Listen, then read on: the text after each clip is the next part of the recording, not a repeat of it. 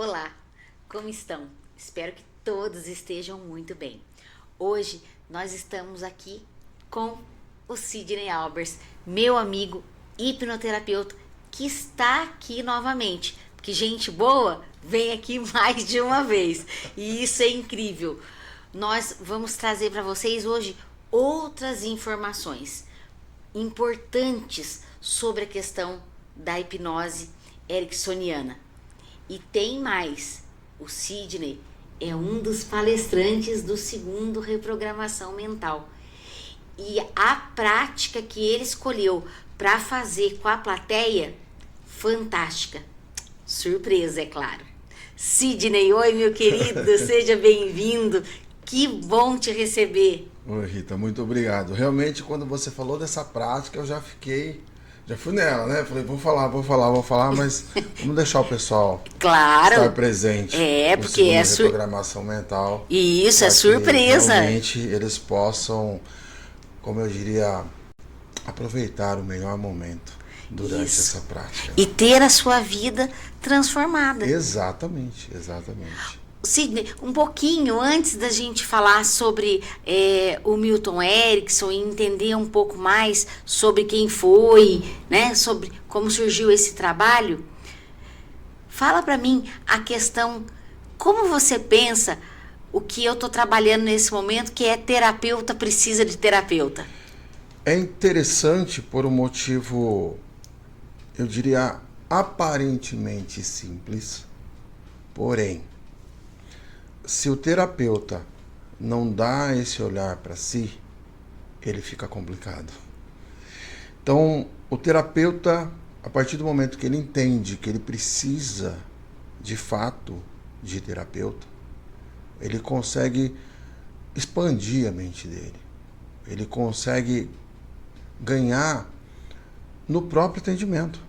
Perfeito. Porque, embora dentro da hipnose ericksoniana nós trabalhamos muito a questão da autocura, durante o processo que nós estamos trabalhando com os nossos clientes, nós também estamos trabalhando coisas internas nossas, existem momentos onde o terapeuta ele precisa parar. E aí eu gostaria de dizer, de uma forma ericksoniana, existem momentos que ele precisa amolar o machado. Isso é importante, porque você vai, hoje não mais existe isso, né? Mas digamos que quem tem lá o seu sítio, quem tem lá a sua lenha, que vai cortar a lenha que não seja no motosserra, se ele cortar muito com o machado sem amolar, vai chegar um momento que não tem fio mais para isso. Isso. E isso é o que acontece com o terapeuta. Existe essa necessidade, essa importância para ele olhar para dentro de si também e entender que ele precisa também de um outro terapeuta. Isso é enriquecedor para ele. Exato, porque tem muita gente que acredita, além da analogia que eu já faço, que eu falo que ninguém virou um super-herói, tem muita gente que acredita que o terapeuta é um ser de outro mundo, né? Porque ele não tem sentimento, ele não tem mais as suas próprias emoções. Exato. E ele não tem mais os seus próprios fantasmas, as suas sombras, e todo ser humano tem. Até porque somos seres humanos, não é? Exato. Eu costumo dizer o seguinte, que nas minhas veias corre sangue, não óleo. E que no meu peito tem um coração, não um motor. Perfeito. Então nós temos que trazer essa humanização para o atendimento. Foi bom você tocar nesse ponto, porque eu sempre converso durante as minhas sessões, quando eu estou com o cliente, entre uma metáfora ou outra, eu trago questões minhas, histórias que aconteceram comigo, para que ele entenda exatamente isso. Eu não uso uma capa. Isso. Eu não tenho superpoderes. Eu tenho qualidades e defeitos. Eu sou um ser humano perfeitamente imperfeito. Num processo de construção. Isso. Simples assim. Então, quando o cliente ele entende isso, é incrível como ele vai tirando o arsenal dele. Nós fazemos algumas pseudoeducações, a gente faz quando o cliente inicia o processo, para exatamente ele ir tirando, né? Vai lá, tira metaforicamente uma arma, tira a outra e vai tirando. Quando existe alguma coisa ainda que ele não quis tirar, nós entramos e trazemos alguma história, algo que aconteceu conosco, mostrando fragilidade, para que ele perceba isso. Se tinha algum resquício de alguma ferramenta, algum arsenal, alguma arma guardada, ele simplesmente descarta. E ali ele se permite mais ainda, mais e mais. Então, esse entendimento é importante para o cliente. O terapeuta precisa entender isso. Só para concluir o raciocínio, algo que acontece muito é no final de cada programa. Fechamos a última sessão, o cliente agradece, e aí entra o ponto que é importante que o cliente entenda. Fala, Sidney, muito obrigado, se não fosse você e tal. Eu acolho gentilmente o agradecimento, agradeço por ele, mas eu deixo muito claro que tudo só foi possível porque ele se permitiu. Isso. Porque se em algum momento ele não tivesse se permitido, nada disso teria acontecido. Não é o Sidney, não é o terapeuta, é o cliente. E a partir do momento que o terapeuta entender, eu curei fulano, eu resolvi a vida de ciclano, está no momento de parar. E perfeito. Porque existe uma chance muito grande dele já ter se tornado um mini-deus, digamos assim. Então, ao mesmo tempo que eu valorizo o meu trabalho, existe essa preocupação, obviamente, de valorizar o meu trabalho, mas eu deixo claro para o cliente, tudo foi possível porque da onde você trouxe as questões é o mesmo lugar que tem os recursos. Você só apresentou eles para mim. Isso. E nós trabalhamos eles juntos. Quando o cliente entende isso, fala, uau, não tinha visto dessa forma. Embora nós trabalhamos isso todas as sessões, mas você concorda que ele vem com uma questão, você trabalha junto com ele. É natural que, ao mesmo tempo que ele atribui culpa às outras pessoas, ele atribua o resultado a quem está trabalhando com ele. Perfeitamente, e aí ele claro. ele deixa de... Novamente, ele não olha para ele. Então eu devolvo esse olhar para ele. Olhe para você. Tudo que você precisa está aí dentro. Eu apenas fui seu GPS. Isso. Enquanto você estava caminhando, eu segurei na sua mão. Na sua mão. E fizemos essa jornada juntos. E obrigado por estar aqui. Porque cada cliente que vai, ele me ajuda a crescer mais ainda. E também me ajuda a entender que existe muito mais coisa ainda a ser aprendida. Isso, o processo de aperfeiçoamento constante. Exato, exato. Nós temos que ter essa ciência.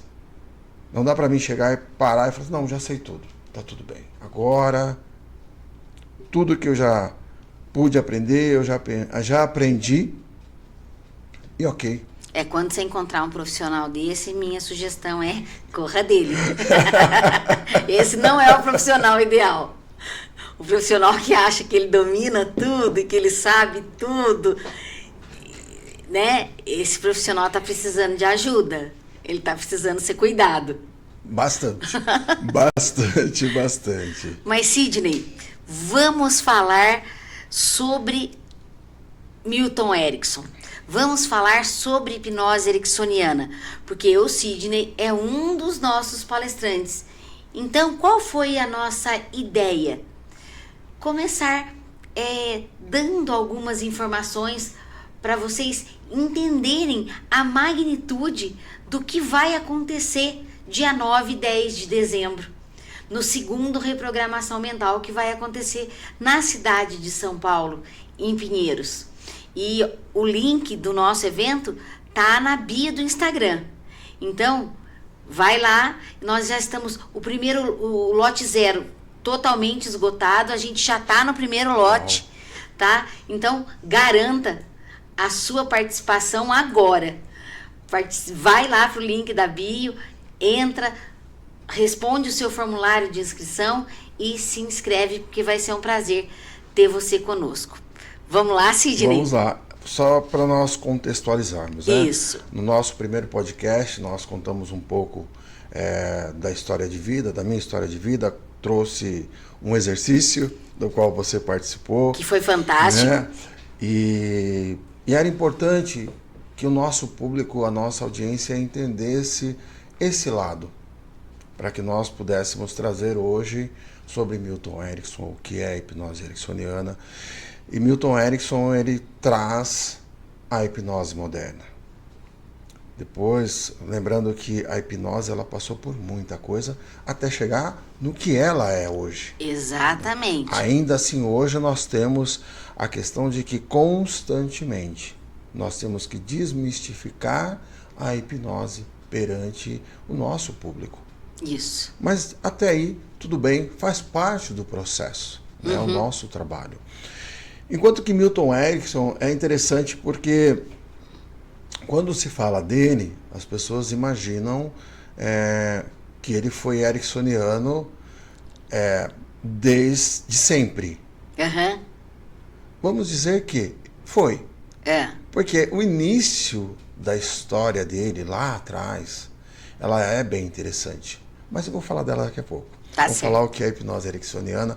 O que é a hipnose ericksoniana? Ela é uma hipnose conversacional, onde ela é uma hipnose humanizada.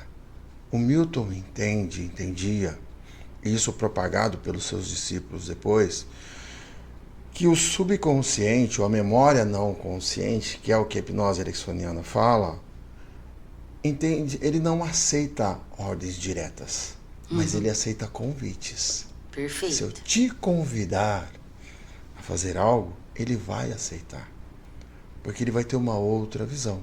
Algo direto vai ter efeito? Sim, mas a duração ela é menor. Eu diria até rápida, ela acaba muito rápido. Enquanto que a hipnose ericksoniana, a forma com que Milton Erickson desenvolveu, como a hipnose ericksoniana traz, ela vem te sugerindo a transformação através de metáforas, fazendo aquilo que eu acabei de falar. Você me traz um recurso, certo. Eu trabalho aquele recurso, devolvo ele para você, eu vou semear sugestões para você, não necessariamente que eu vou falar, Rita, é interessante que você faça A, B ou C. Durante uma metáfora eu posso semear e está tudo bem, porque não tem como você falar assim, não, mas eu não concordo com essa história. Mas eu não estou falando de você, eu estou contando uma história. Exato. Enquanto nós contamos essa história, as sugestões, elas são semeadas. E é incrível que nós, como hipnoterapeutas, como psicoterapeutas dentro da hipnose ericksoniana que somos, junto com a questão da programação neurolinguística, é o casamento perfeito. É o casamento perfeito. Porque em tudo há hipnose. Tudo. E em tudo há PNL. Tudo, exatamente. E quando a gente vai um pouco além da história do Milton, da história da hipnose, e a gente entra na história de vida do Milton, que inicia numa família morava na zona rural. E quando o Milton ele contrai a pólio, ali inicia o processo. Eu diria que ali inicia o processo ericksoniano. Porque o que sobrava para ele? O que restava para ele? Observar. E a hipnose ericksoniana traz muito isso. Observar, observar e observar. E a partir do observar, ele copiava os movimentos das irmãs, ele copiava o movimento das pessoas.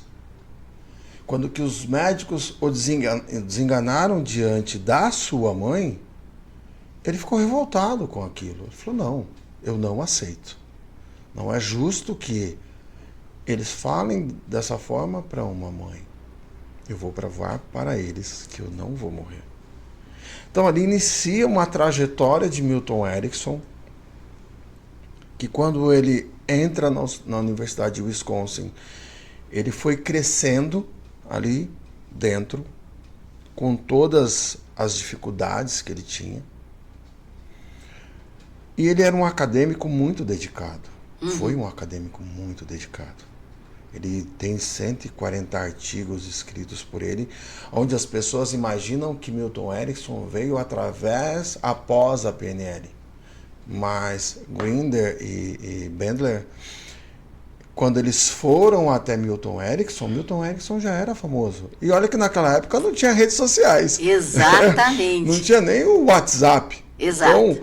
Então ele já era um nome a ser considerado, né?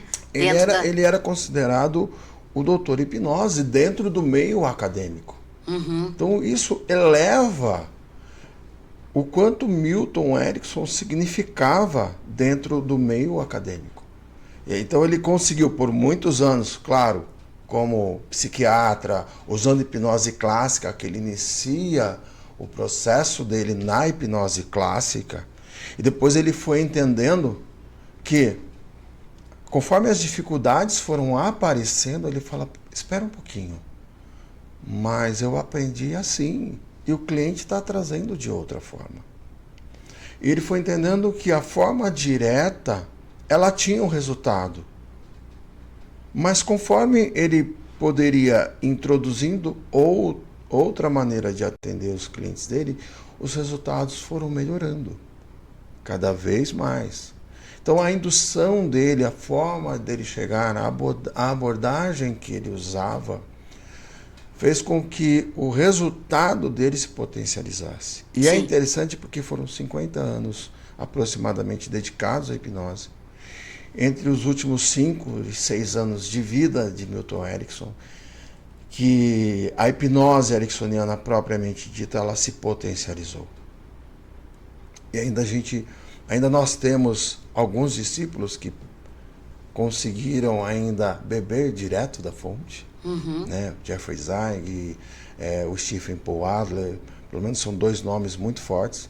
Inclusive o Dr. Stephen, ele mora no Brasil, já tem 3 anos ele está morando no Brasil, resolveu vir para cá. Certo. E gosta muito de estar aqui. Tem uma história muito longa dentro da hipnose ericksoniana. Porque além de ser um discípulo dele, ele também teve a oportunidade de trabalhar com a Beth Erickson, filha do Milton Erickson. Filha do Milton Erickson. Então a hipnose ericksoniana, ela faz coisas diferentes da clássica, mas me permita dizer, quando a gente faz esse casamento da hipnose ericksoniana, mais a PNL, e traz junto a clássica, no atendimento da hipnose clínica, você consegue enriquecer o processo junto ao seu cliente. Sim. Porque a ericksoniana, ela toma conta de todo o processo. De todo o processo. Isso. E isso é interessante. Há casos que o cliente, quando ele chega na sala, ele imagina que eu vou falar assim, fecha os olhos, durma. Ele acha que toda a sessão vai acontecer isso. Isso. E tá tudo bem. Aí, na segunda ou terceira sessão, ele chega e nós estamos conversando. Eu conto uma história aqui, eu conto uma história lá. E quando eu falo, já deu o seu horário. Nossa, mas já? Sim, já deu o seu horário. Mas eu nem precisei fechar os olhos hoje. Falei, mas precisava? Eu pergunto para ele, mas precisava? Aí ele pensa e fala, poxa, não. E Sidney, eu não imaginei que essa conversa que nós tivemos hoje ia vir alguns insights aqui para mim. E a pessoa sai mais leve. Ela sai muito mais leve. E é interessante isso, porque na próxima sessão, uma semana depois, ela vem trazendo o resultado do que foi aquela sessão para ela no decorrer dos dias. Sim. Sim. Porque as coisas vão acontecendo, porque a hipnose ericksoniana permite que você continue o processo após a sessão. Eu costumo dizer o seguinte para o paciente, que, por exemplo, você chama de cliente, eu chamo de paciente, tá tudo certo. É importante também a gente dizer isso, que tá tudo certo. Eu digo, quando a gente está conversando, eu digo, nós já estamos conversando há algum tempo. Quem garante para você que você não está hipnotizado? Ai, é verdade. Então, isso faz parte do processo da hipnose ericksoniana, da hipnose moderna, da hipnose conversacional. Ela, através das analogias e das metáforas, você consegue levar a pessoa a um raciocínio correto. Exatamente. Diante das questões que ela traz. Sim. Né? Das questões que ela traz. Mas passa para nós, então, Sidney, alguns dados para a gente se situar na questão da história do Milton Erickson e tudo. Passa para nós algumas, para a gente poder ir formatando todo esse conceito para poder chegar no segundo reprogramação mental e viver a coisa, né? Porque viver a hipnose ericksoniana é fantástico, é maravilhoso. Vocês se lembram do primeiro podcast que o Sidney esteve aqui comigo? Vocês se lembram da história, da corrida e de tudo que aconteceu? E que eu mesma participei e entrei naquele processo maravilhoso. Você se lembra da água no riacho, nos pés? Ah, é fantástico, gente, é maravilhoso. Erickson, como eu falei... Quem é que foi o Milton Erickson? Milton Erickson foi um revolucionário dentro da hipnose. Ele foi um psiquiatra que iniciou... então ele era médico. Ele era médico. Olha aí, gente.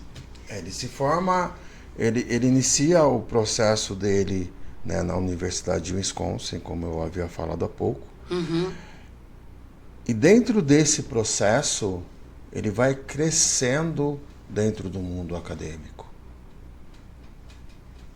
E conforme ele vai crescendo, ele vai ganhando notoriedade dentro da hipnose. Certo. Tanto que os artigos que ele escreveu, eu até anotei um, porque o nome é um pouco longo. Não tem, não, tá tudo certo, é isso mesmo. O Deep Hypnose and its Induction, de 1952, ele é considerado o marco, tá? O marco da escrita sobre a hipnose. Então as pessoas falam de Milton Erickson de 5 anos para cá. Uhum. E alguns ainda têm algo muito romântico, mas não entendem que Milton Erickson ele era extremamente dedicado. E com todas as suas, como é que eu diria? Com toda a dificuldades que ele tinha por causa da debilidade. Exatamente isso. Física, então, né? Isso foi o que tornou para ele possível trazer essa nova hipnose, esse novo olhar para o ser humano. Então, quando nós entendemos que se algo aconteceu em algum momento de uma forma inesperada, ao invés da pessoa, eu diria, ficar olhando de forma negativa, procura entender o motivo daquilo que aconteceu. Milton Erickson, ele teve escolhas como nós temos. Ele poderia escolher ser uma vítima. Sim. Ah, não, eu sou um coitado e tal, e as pessoas precisam me carregar, porque ele andou de cadeira de roda por muito tempo. Uhum. Ele falava de uma forma muito lenta. Ele foi muito acometido, mas não era da forma que eu estou falando agora, porque ele tinha dificuldade na fala dele. Então, essa forma lenta dele falar foi uma forma que ele encontrou também para induzir. Sim. Para fazer o trabalho dele, para fazer as induções, para que a mensagem chegasse e para que realmente a pessoa se permitisse se curar.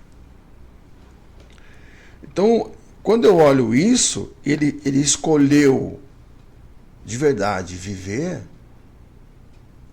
eu tenho que trazer para os dias de hoje, onde qualquer coisa que foge do que eu planejei, foge do meu controle, parece que o mundo vai acabar.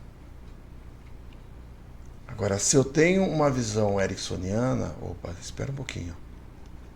Eu posso ser protagonista disso que está acontecendo comigo. Exatamente. Simples assim.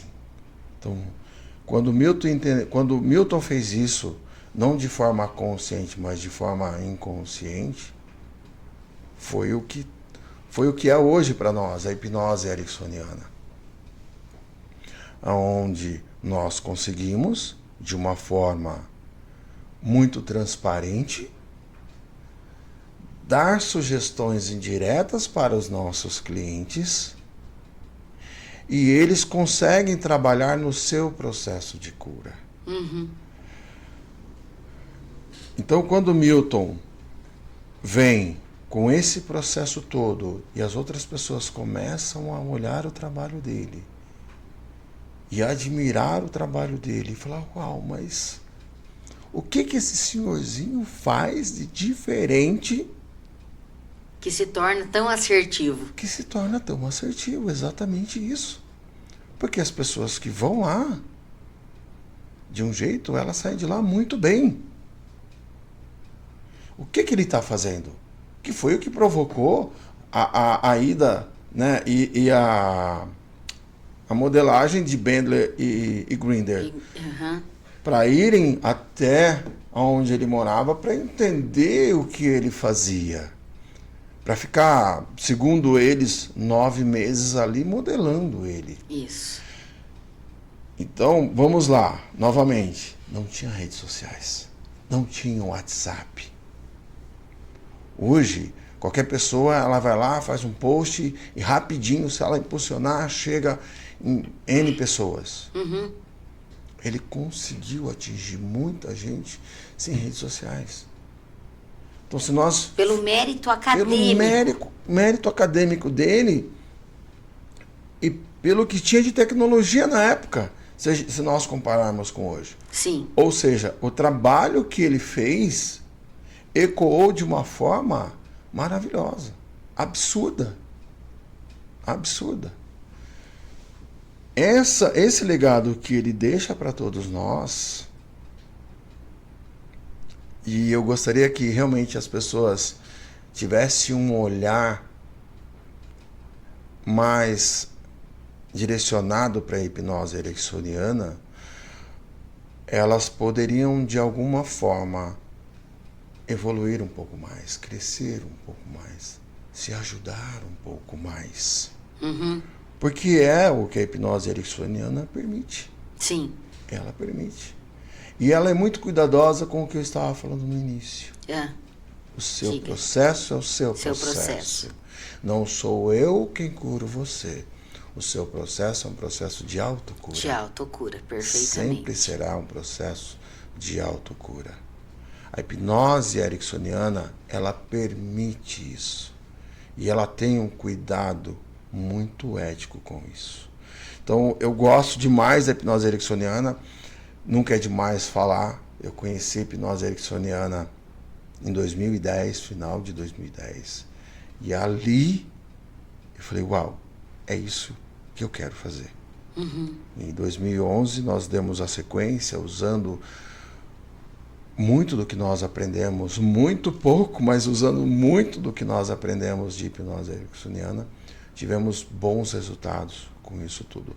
E, aliás, falando de bons resultados, eu quero trazer para você alguns resultados de alguns clientes nossos ou pacientes que nós temos atendido.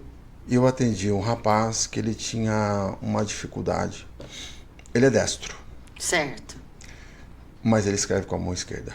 Certo. Num dado momento ele parou de escrever com a mão direita. E criou um trauma em cima disso. E nós iniciamos um processo com ele. E foi bem interessante. Que na última sessão, eu falei, tá tudo bem? Está tudo bem, então como é que... Não, tenho feito, eu escrevo pouco. Mas o pouco que eu escrevo, eu tenho escrito com a mão direita. Falei, mas o que você quer trabalhar hoje? Que normalmente na última sessão eu faço uma retrospectiva, eu faço uma Isso, comparação. Quem é a Rita hoje? Quem era a Rita há 6 sessões atrás, há 5 isso. sessões Quando atrás? ela chegou. Quando chegou. Eu faço a pessoa entrar nessa linha do tempo do processo terapêutico. Importante.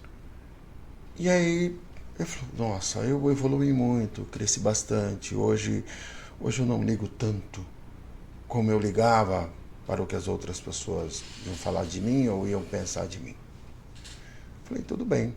Mas tem algum sonho, algo que você não trouxe para mim, você gostaria de trabalhar? Ele trouxe alguns sonhos, mas eles estavam muito jogados. Eu falei, o que você acha de nós estruturarmos esse sonho? E aí eu dei um bloquinho de anotações para ele e dei uma caneta. Uhum. Falei, anota aí. E aí o que ele fez? Pegou a caneta com a mão direita. Anota aí. Vamos lá. Fomos anotando, ele foi anotando, eu fui orientando e fui perguntando para ele foi respondendo, ele foi anotando. Eu falei, dentro dos processos, falei, olha, tudo que você fizer a partir de hoje, comemore. Tudo que você se propor a fazer e fizer, comemore. Não importa o tamanho da sua conquista, comemore. Ah, tudo bem. E você pode começar hoje? Posso? Pode. Você vai comemorar o quê? Ele olhou para mim, pensou, olhou para cima. Poxa, o que eu vou comemorar hoje? Eu falei, olha bem, olha para frente. Aí ele olhou para a parede. Eu falei, não, olha um pouquinho para baixo. Aí ele olhou para o bloquinho. Eu falei, olha aí. Mas o quê? Olha, você escreveu tudo isso com a mão direita. Eu falei, caramba, é mesmo? Eu nem tremi. Eu falei, pois é, você nem tremeu. Olha que maravilha. Né? Então ele foi para casa com aquele sentimento, né, de conquista. Ia comemorar da forma dele. Eu falei, vou tomar um belo copo de vinho. Eu falei, que bom. Se é o que faz sentido para você, tá tudo bem. Uhum. Mas só ali, e essa foi uma sessão que foi somente conversacional. Não teve feche os olhos. Uhum. Uhum. Mas quando ele olhou aquilo e ele viu que ele tinha escrito tudo aquilo com segurança, foi muito bonito. É, porque ele, talvez ali, ele tenha sedimentado a ideia de que eu posso, eu realmente posso, Exato. eu realmente consigo. Eu fiz, foi eu que fiz. Exatamente isso. E nós tivemos um outro caso de uma cliente que ela iniciou o processo desacreditada. Já tinha tentado algumas outras coisas, mas ela falou uma coisa que me chamou muito a atenção. Ela falou, foi a primeira vez que eu fiz um processo terapêutico aonde não havia um muro entre eu e o terapeuta. Olha isso, tá vendo? Então, quando você fala de hipnose ericksoniana, você fala disso. Porque a hipnose ericksoniana te dá essa liberdade, te dá essa condição de você se permitir. Ela não é autoritária com você. Ela vem trazendo as sugestões, ela te convida. Isso, e ela coloca o terapeuta próximo do cliente, do paciente. Ela permite uma proximidade. Exatamente, exatamente isso. Agora, Rita, as pessoas, eu tenho perdão, eu tenho mencionado aqui durante o podcast sempre as pessoas, de uma forma bem genérica, porque é o que se imagina e é o que nós ouvimos no dia a dia.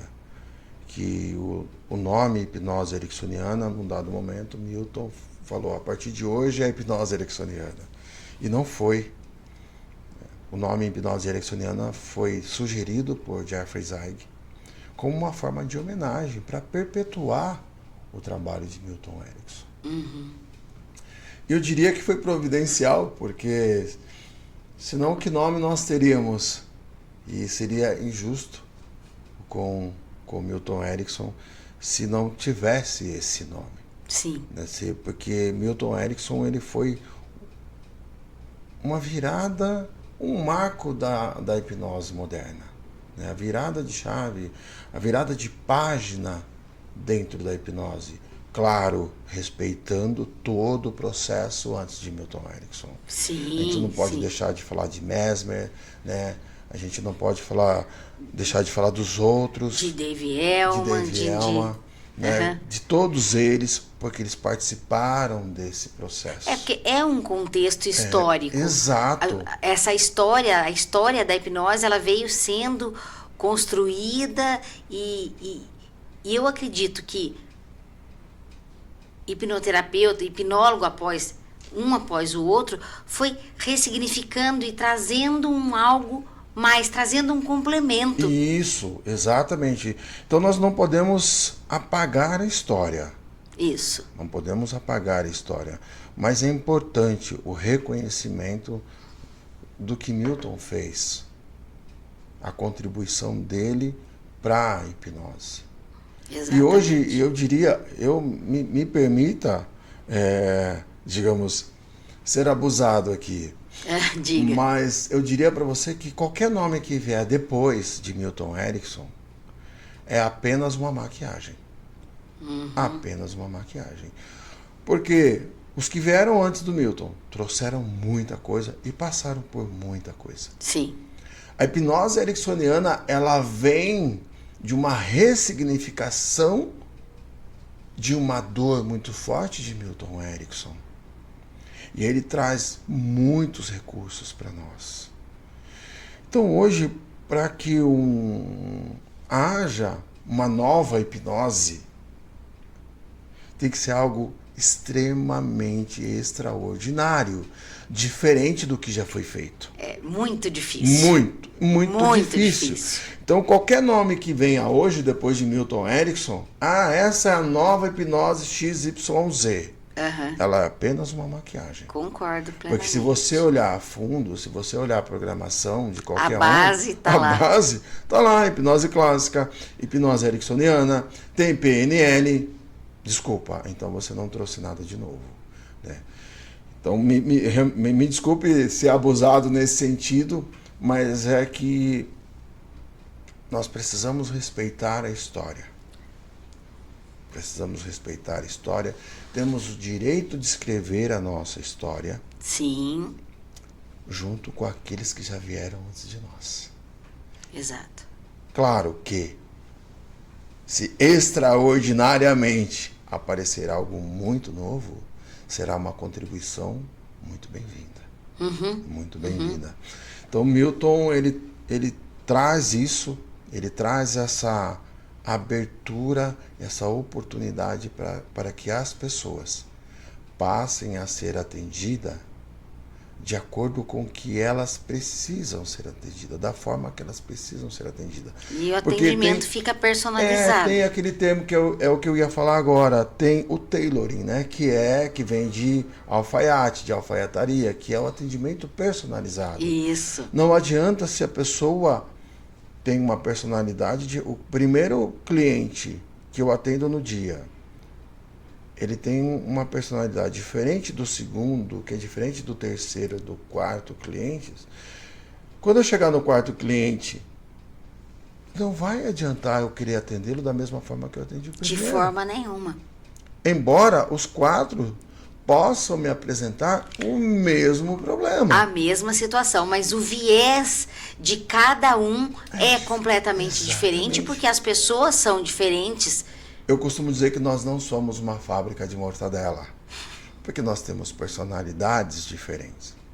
Então, esse atendimento personalizado que Milton Erickson trouxe, que é esse diferencial. Exato. Para que as pessoas tenham um resultado efetivo na vida delas. É dessa forma que eu entendo, é dessa forma que eu enxergo, dentro de tudo que eu já aprendi, da forma que eu venho aplicando nos meus clientes. E é incrível que muitas vezes você está no meio do processo. E aí o subconsciente do cliente fala assim, não, para tudo que eu quero fazer outra coisa agora. E se você não tem essa visão, esse discernimento, você fala, não, peraí, a sessão é minha. Você tem que fazer o que eu estou falando. Não, peraí. A sessão é sua. eu vou com você, aonde você for. Exato. Tá aqui minha mão, vamos caminhar junto. Isso. Então é isso que Milton Erickson proporciona. E quando o terapeuta entende isso, o resultado dele é muito melhor. Então, se você ainda terapeuta, não conhece o que é a hipnose ericksoniana, precisa conhecer. conhecer. Que você conheça. Exatamente. Vá buscar esse conhecimento. Ele vai te ajudar muito, mas muito mesmo. É isso. Que fantástico, Sidney, que maravilhoso. O que dizer de tanta informação, da importância do que o Milton Erickson representa para nós que somos hipnoterapeutas ericksonianos, e como que nós conseguimos atingir a vida das pessoas positivamente trabalhando dessa forma, trazendo as metáforas, as analogias, levando dessa forma tão saudável a pessoa a um raciocínio correto, aonde ela consiga inferir as suas questões de forma favorável para que elas sejam ressignificadas. Eu acho que isso é fantástico. E o que mais que você quer me dizer para completar esse Rita, momento fantástico aí? Eu acredito que nós conseguimos sintetizar bem isso, sobre Milton Erickson, sobre quem foi Milton Erickson, sobre o legado que ele deixou, sobre ainda alguns discípulos seus que estão por aqui. Eu gostei, eu trouxe o Jeffrey porque foi ele que sugeriu o nome. Eu trouxe o Dr. Stephen Paul Adler porque hoje ele está no Brasil. Ele teve a oportunidade de beber direto da fonte e depois ele ainda continuou junto com a Beth, que hoje já também não está mais entre nós, e ele propaga ainda os ensinamentos de Milton Erickson de uma forma muito rica, sabe? Muito... É incrível como ele traz isso para você. Então eu acredito que de uma forma bem sintetizada, eu tenho certeza que a mensagem já chegou à nossa audiência, já chegou às pessoas que estão nos acompanhando. Ótimo. Mas eu ainda me permito fazer novamente o convite para que quem ainda não conhece sobre a hipnose ericksoniana, mergulhe nesse mundo da hipnose ericksoniana, porque ele é realmente fantástico. E como que eu completaria a sua fala? Esteja no segundo Reprogramação Mental do dia 9 e 10 de dezembro em São Paulo. Porque você vai poder, além de conhecer mais detalhes sobre a vida do Milton Erickson, entender esse processo, vamos dizer que a cereja do bolo está em viver esse processo.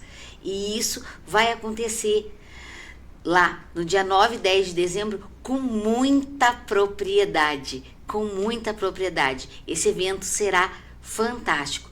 E eu digo mais, esse evento do dia 9 e 10 de dezembro é para todas as pessoas, mas principalmente para você, terapeuta. Para você se permitir viver algo novo, para você se permitir trabalhar as suas questões internas, porque terapeuta precisa de terapeuta, porque terapeuta precisa de cuidado. E o dia 9 e 10 de dezembro vai acontecer justamente para que todo mundo possa ser cuidado. Não é verdade, Sidney? Exatamente. Bom, eu acredito que era tudo isso que nós tínhamos para trazer hoje para as pessoas que nos seguem, para os nossos amigos, para os terapeutas que estão junto conosco. E fica aqui o convite para você estar junto conosco dia 9 e 10 de dezembro. Certo, Sidney? Certíssimo. Rita, eu só quero agradecer mais uma vez de estar aqui com você no podcast. Para mim é uma honra fazer parte desse programa que você iniciou e está crescendo cada vez mais. E espero, quem sabe, estar aqui em outras oportunidades. Com certeza, com certeza. Nós teremos aqui um podcast dedicado a todos os nossos palestrantes. Então, aguardem, porque cada vez tem coisa melhor aqui no podcast, no Olho do Furacão. Então, para você, um grande beijo. Até mais.